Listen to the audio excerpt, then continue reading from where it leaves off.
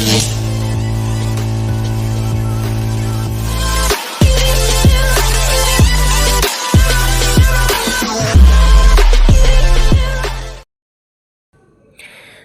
वालेकुम नाज़रीन, आज हम बनाने जा रहे हैं मटन का शोरबा।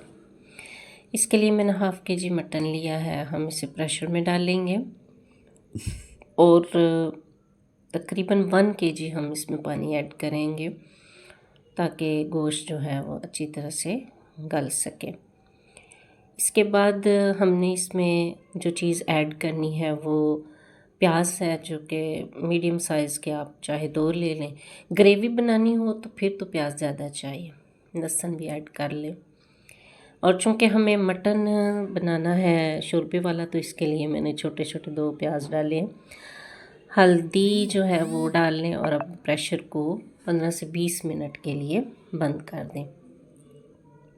15-20 मिनट के बाद खोलने पर गोश्त हमारा गल चुका है।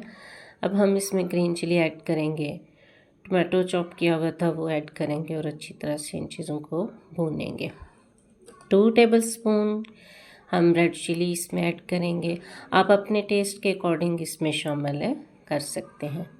ऑयल जो है वो तकरीबन 1 कप के करीब हम डालेंगे और थोड़ा सा पानी ऐड करके स्पाइसेस को मिक्स कर लेंगे।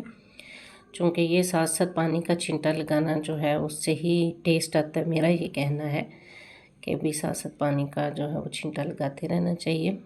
जब गोश्त को अच्छी तरह भून जाए तो फिर आपने इसमें पानी उतना ऐड करना है जितना आपको शोरबा चाहिए। पतला शोरबा चाहिए तो फिर थोड़ा ज़्यादा ऐड कर लें, और अगर कम शोरबा चाहिए तो कम डाल लें।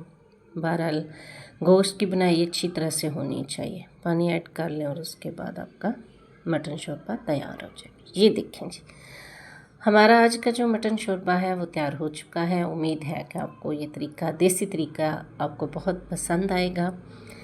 आपने मेरे चैनल को ज़रूर सब्सक्राइब करना है, लाइक करना है और शेयर करना है और बताना है कि आपको ये रेसिपी देसी तरीके से बनाया हुआ हमारा मटन कौरमा कैसा लगा।